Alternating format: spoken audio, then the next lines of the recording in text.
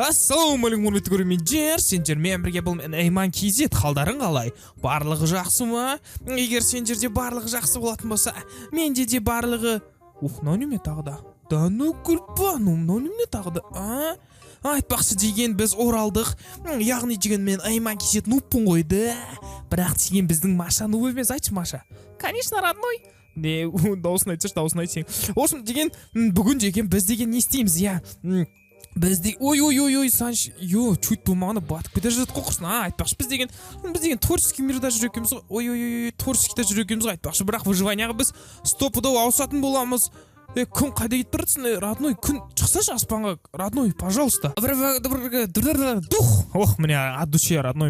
Күн обратно түсіп бара жатыр ғой. Қатып тұра алмайсың ба сен бір жерде, родной? Мілейін, қатып тұрмаймын, неме?